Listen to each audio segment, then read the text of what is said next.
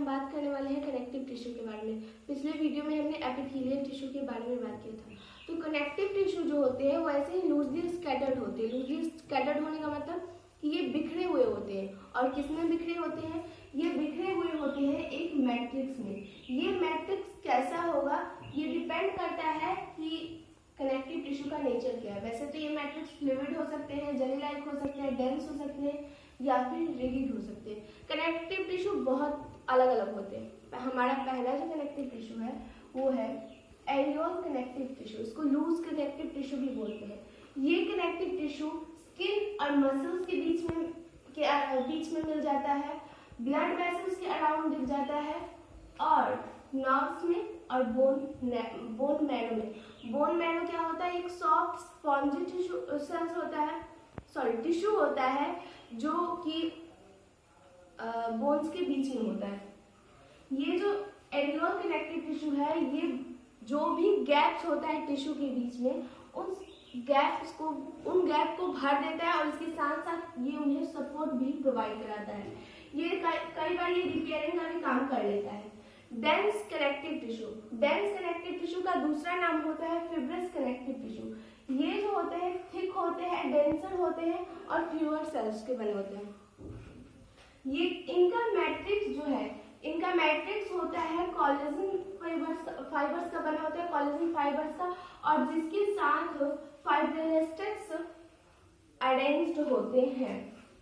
इस टाइप के connective tissue जो होते हैं टेंडर्स और लिगामेंट्स को फॉर्म करते हैं। टेंडर्स लिगामेंट्स क्या होते हैं? बोन्स को बोन से कनेक्ट करते हैं और मसल्स को बोन से कनेक्ट करते हैं। आई होप ये कनेक्टिव टिश्यू आपको क्लियर है। Talk about adipose tissue. तो एडिपोज टिश्यू जो होता है वो फैट ग्लोबुलस से बना हुआ होता है। ये स्किन में होता है और ये ऑर्गन्स के नीचे पाया जाता है। एडिपोज टिश्यू ये जो होता है ये इंसुलेशन का काम करता है और वर्क एज अ कशन की तरह काम करता है।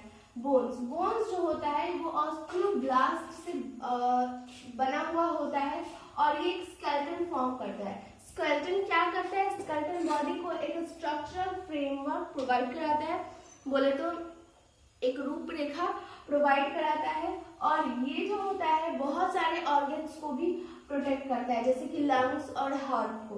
कार्टिलेज जो होता है वो कॉन्ड्रोब्लास्ट से बना हुआ होता है और ये प्रेजेंट होता है। कार्टिलेज जो होता है बहुत सॉफ्ट और फ्लेक्सिबल होता है। ये प्रेजेंट होता है ईयर में और ब्रोंकाइट्स में।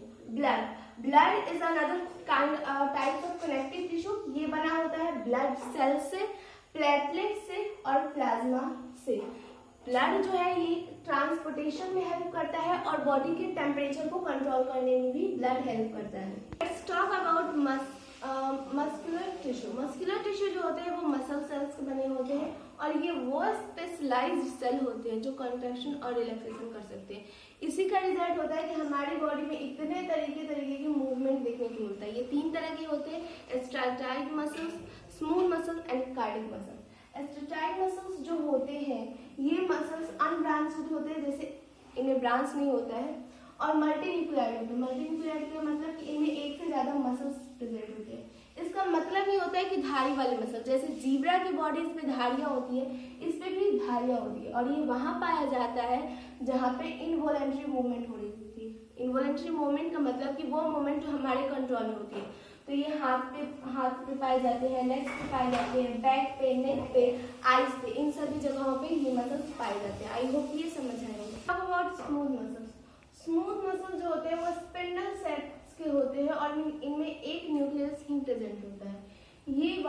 ये उन ऑर्गन्स में पाए जाते हैं जहाँ पे इनवॉलेंट्री मूवमेंट होता है। इनवॉलेंट्री मूवमेंट होता है वो वॉलेंट्री मूवमेंट के उल्टा होता है, जो हमारे कंट्रोल में जो मूवमेंट नहीं होता है, जैसे कि ये एलिमेंट्री कनाल में पाए जाते हैं।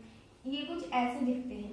कार्डिक मसल्स जो होते हैं ये जो होते हैं कार्डिक मसल्स जो होते हैं ये ब्रांच्ड फाइबर्स के मसल्स होते हैं। मतलब कि ये ऐसे होते हैं और इनमें जो होता है ब्रांच्ड होते हैं ऐसे। इनपे भी धारियां होती है, लेकिन ये जो होता है इनमें सिर्फ न्यूक्लियस एक ही होता है।